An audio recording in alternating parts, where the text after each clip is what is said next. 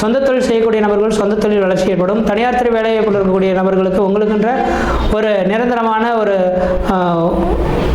ஒரு ஒப்புமை கிடைக்கிறதுக்கான வாய்ப்புகள் உண்டு. வெளிநாடு வெளிமாநிலத்தில் வசிக்கக்கூடிய நபர்களுக்கு அந்த நாட்டு குடியுரிமை அங்கேயே செட்டில்ட் ஆகக்கூடிய அமைப்புகள் உருவாகும். வெளிநாடு பயணங்களும் சிறப்பை தரக்கூடிய அமைப்புகள் உருவாகும்.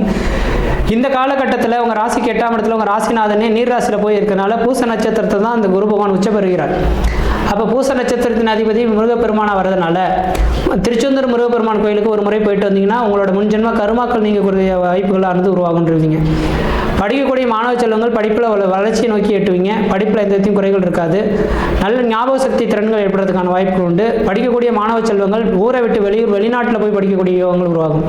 சார் ஏற்கனவே கடன்கள் அதிகமாக இருக்கே சார், இந்த கடன்கள்லாம் அடைக்கிறதுக்கான யோகம் உண்டானாக்கா படிப்படியாக கடன் அடைக்கிறதுக்கான யோகங்களும் உருவாகுதுன்றீங்க. அதே நேரத்தில் இடம் வாங்குவதற்கும் தொழில் செய்வதற்கும் ஒரு உன்னதமான காலகட்டமாக இருக்குது. இந்த தனுசு ராசி என்பவர்களுக்கு உங்கள் வாழ்க்கையில் இனிமேல் அடுத்த 30 வருட காலகட்டங்கள் வளர்ச்சி நோக்கிய பயணத்தை தான் எட்ட போகிறீங்களா தவிர தளர்ச்சி நோக்கிய பயணங்கள் எதுவும் கிடையாது.